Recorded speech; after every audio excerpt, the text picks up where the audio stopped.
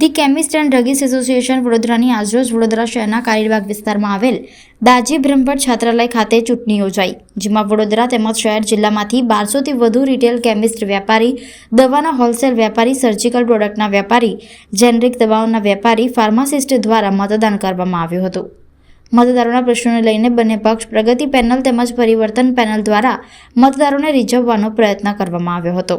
17 વર્ષથી એક ચક્રી શાસન ચલાવતા પ્રગતિ પેનલના પ્રમુખ પદના ઉમેદવાર અલ્પેશ પટેલ દ્વારા જણાવવામાં આવ્યું હતું કે છેલ્લા 17 વર્ષથી તેઓએ અનેકો હિતના મુદ્દાઓ માટે લડત આપી છે અને લડત આપતું રહેશે। તેના કારણે જ તેઓ 17 વર્ષથી ધી કેમિસ્ટ એન્ડ ડ્રગિસ્ટ એસોસિએશનમાં ચૂંટાઈને આવી રહ્યા છે। ત્યારે બીજી બાજુ તેમના હરીફ પરિવર્તન પેનલ પ્રમુખ પદના ઉમેદવાર મનીષ પટેલ દ્વારા જણાવવામાં આવ્યું છે કે એક ચક્રી શાસનનો આ વખતે અંત આવશે। કાળઝાળ ગરમી હોવા છતાં સવારના 9 વાગ્યાથી મોટી સંખ્યામાં ધી કેમિસ્ટ એન્ડ ડ્રગિસ્ટ એસોસિએશનની ચૂંટણી માટે વડોદરા શહેર જિલ્લામાંથી મતદારો મતદાન કરવા માટે આવી પહોંચ્યા હતા। મતદારો માટે the chemist and druggist association election commission દ્વારા તમામ પ્રકારની અલાયદી વ્યવસ્થાઓ કરવામાં આવી હતી।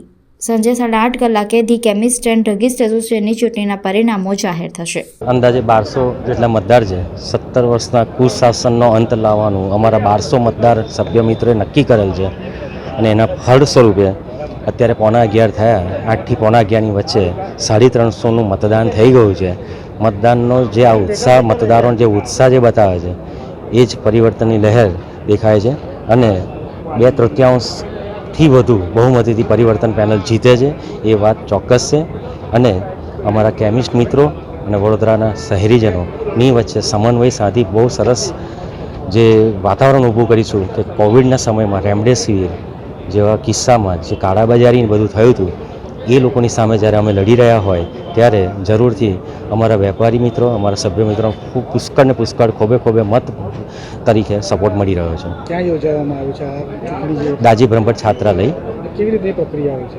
બહુ સરસ મજાનું આયોજન છે આ વખતની ચૂંટણીમાં અને 5 ટેબલ 5 અલગ અલગ 1200 મતદારો વચ્ચે વહેંચવામાં આવેલા છે અને પ્રક્રિયા બહુ સરસ રીતે ચાલી રહી છે। હું ઇલેક્શન કમિશનર શ્રીઓનો પણ ખૂબ આભાર માનીશ કે આ રીતનું સુવ્યવસ્થિત આયોજન અમારા કેમિસ્ટ એસોસિએશનના ચૂંટણીમાં સૌ પ્રથમવાર થયું છે, જેથી ઇલેક્શન કમિશનર શ્રીઓનો પણ હું આભાર માનીશ।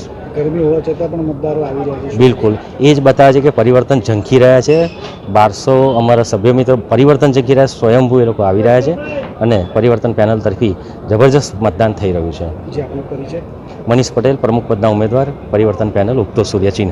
જે રીતે કેમિસ્ટ એસોસિએશનના ઇલેક્શનના દિવસે અત્યારે મતદાન થઈ રહ્યું છે, અત્યારે 3 કલાકમાં 30% જેટલું મતદાન ઓલરેડી થઈ ચૂક્યું છે। મતદારોમાં ખૂબ ઉત્સાહ છે અને સવારથી જ જ્યારથી મતદાન શરૂ થયું ત્યારથી અત્યાર સુધી ચાલુ દિવસ હોવા છતાં પણ અમારા બધા માટે સરપ્રાઇઝ છે। પણ જ્યારે પણ અમે રૂબરૂ મુલાકાતે ગયા હતા ત્યારે પણ અમને એક આશ્વાસન આપેલું કે અમે 100% મતદાન કરશું, કારણ કે કેમિસ્ટ એન્ડ ડ્રગિસ્ટ એસોસિએશનમાં સૌથી વધારે ભણેલા ગણેલા લોકો અહીં આગળ વેપારી છે અને એવો મતદાન માટે પણ ખૂબ જાગૃત છે। તો અમે અપેક્ષા રાખીએ છીએ કે આટલી ગરમી અને દૂરથી, કારણ કે વડોદરા જિલ્લો અને છોટાઉદેપુર જિલ્લો પણ આમાં સમાવેશ કરીએ છીએ, તો 1200 જેટલા મતદાર ટોટલ છે, પણ અમે અપેક્ષા છે કે 1000 જેટલા લોકો મતદાન કરશે। જે લોકો અહીંયા અવેલેબલ નથી એ જ લોકો મતદાન નહીં કરે, બાકીના તમામ લોકો અહીંયા મતદાન કરશે અને 17 વર્ષથી જે રીતે પ્રગતિ પરિવારને સપોર્ટ કર્યો છે આ વખતે ફરી એકવાર સપોર્ટ કરી અને પુનરાવર્તન કરશે અને ઐતિહાસિક વિજય અપાવશે એવી અમને અપેક્ષા। આ મતદાન દાજી બ્રહ્મભટ્ટ છાત્રાલય ખાતે કારેલીબાગમાં યોજાઈ રહ્યું છે અને અમારા એસોસિએશનમાં ચૂંટણી બંધારણ પ્રમાણે થાય અને અમારું એસોસિએશન ચેરિટી કમિશનરશ્રીની કચેરીમાં રજીસ્ટર્ડ છે, એટલે અમારા બંધારણ પ્રમાણે 15 વોટ હોય છે, એમાંથી 4 હોદ્દેદારો છે, પ્રમુખ, ઉપપ્રમુખ, મંત્રી અને ટ્રેઝર, અને બાકીના 11 કારોબારી, એટલે 15 મેમ્બરોના વોટ હોય છે, એટલે 15 વોટ એટલે ટોટલ 5 બેલેટથી વોટિંગ કરવાનું હોય છે।